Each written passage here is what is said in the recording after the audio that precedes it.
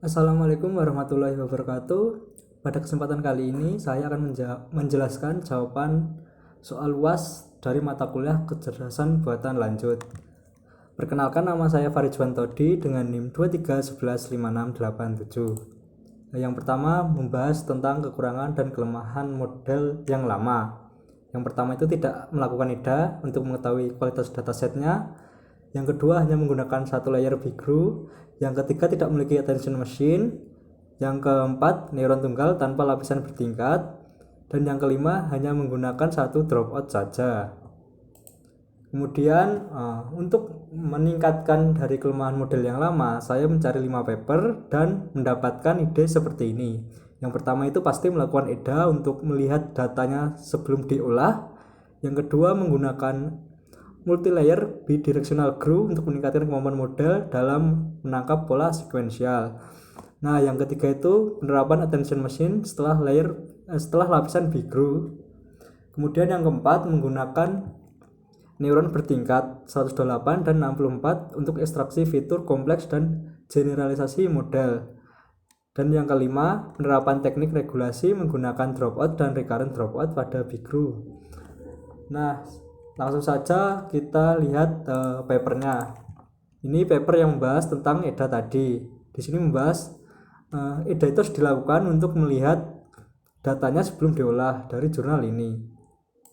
Setelah itu, dari jurnal ini saya mendapatkan ide untuk menambahkan 2 layer BigGRU. Ini judul jurnalnya. Terus penerapan attention machine atau attention layer dari sini jurnalnya. Di sini tadi yang menggunakan neuron bertingkat 128 dan 64, jurnalnya dari sini. Terakhir yang menggunakan atau memakai recurrent dropout, jurnalnya dari sini. Langsung saja ke codingan. Di sini ada 2 codingan. Yang kiri itu codingan yang baru, yang kanan itu yang lama. Perbedaannya jelas, yang pertama itu adanya EDA di codingan yang baru.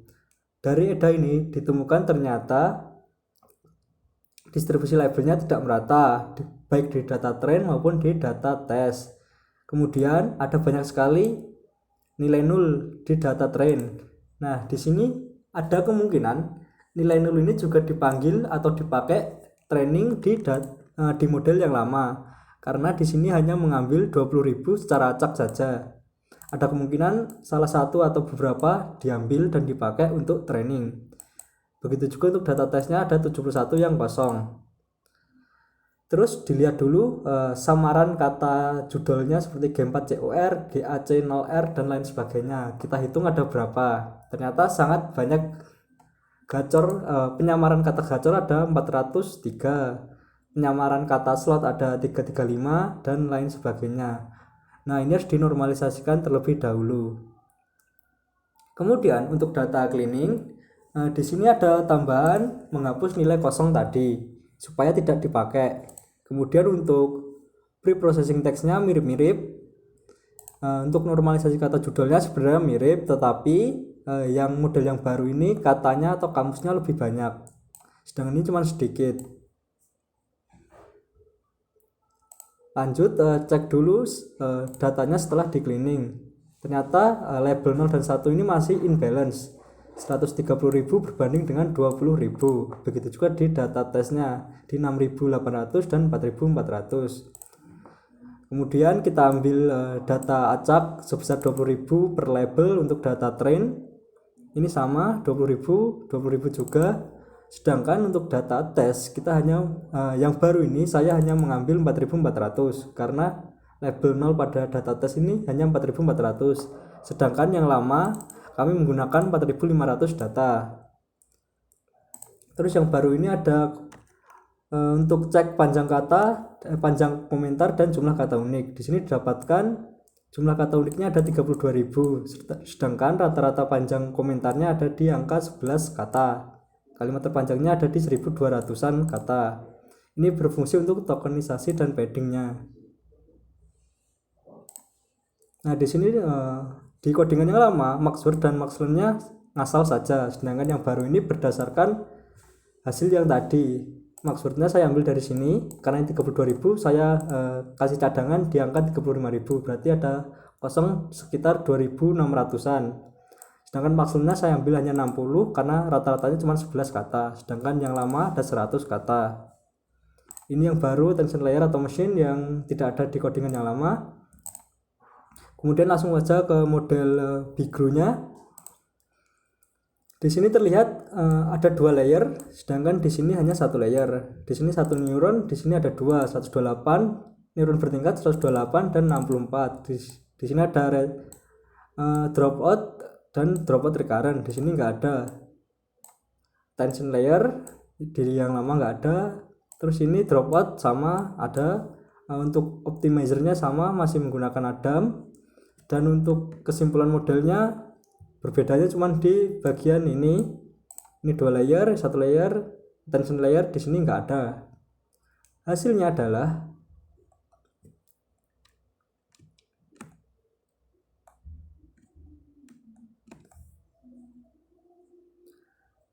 pada model yang lama akurasinya itu 94%, nah, dan yang baru 97%.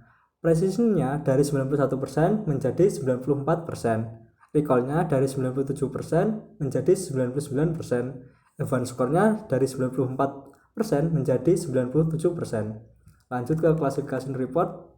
Di sini naik ya, di precision dari 97% menjadi 100%, recall-nya 91% menjadi 95%, advance score-nya dari 94% menjadi 97%. Untuk rata-ratanya juga naik dari 94% menjadi 97% semua. Terus terakhir di confusion metric. Di sini terlihat di model yang lama salah prediksi yang sebenarnya itu judul, diprediksi non judul ada 107 komentar. Sedangkan pada codingan yang baru yang diprediksi judul ternyata bukan judul, hanya 11 komentar. Di sini terlihat perbedaannya sangat jauh. Mungkin 11 ini cuma 10%-nya dari 107. Sedangkan untuk salah prediksi yang bawah yang sebenarnya non judul, diprediksi judul dari awalnya 421 turun menjadi 239. Ini mungkin turun setengahnya. Artinya dari confusion metric ini terlihat perbaikan pada model yang lama saya berhasil karena salah prediksinya menurun drastis. Itu menandakan bahwa 5 paper memberikan ide yang bagus untuk memperbaiki model yang lama. Itu saja yang dapat saya sampaikan. Apabila ada salah kata saya mohon maaf. Wassalamualaikum warahmatullahi wabarakatuh.